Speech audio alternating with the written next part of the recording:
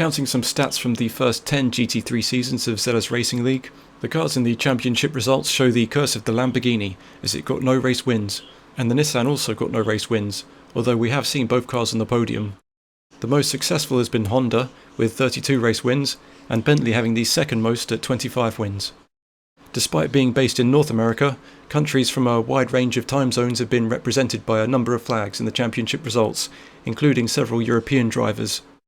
The top 3 drivers for a number of race wins: Christopher Larson with 20 wins, followed by Peter Hutchings with 16 and Kenneth Portis with 14.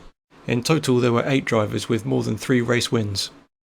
There are 66 drivers with a balance of at least 250 points. Kenneth Portis gained the most points, with 4,671 points in total, having attended every race in the first 10 seasons.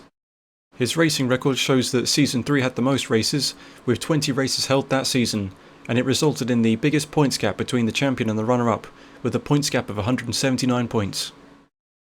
Season 8 had the least races, with 9 races that season, while Season 7 had the smallest points gap between the champion and second place, only separated by 7 points.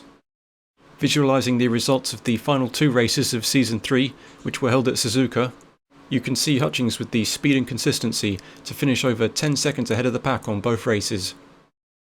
It takes time to put these graphs together, so I always thought that it would be interesting if at some point racing games could automatically produce these visualizations for results like stats and the fastest laps. Maybe a fun statistic: the longest pit stop of Season 3 was over 10 minutes long, as Ghiata drove out of the pits of Laguna Seca after a break of 629 seconds. And lastly, of the tracks used most often, Donington was only raced once, perhaps because it's a DLC track, while the top 3 tracks were Bazzano, raced 9 times, Kyalami, raced 10 times, and the scenic track of Spa-Francorchamps, raced 11 times, sometimes having been used for 2 races per season, and was almost used for each of those first 10 seasons.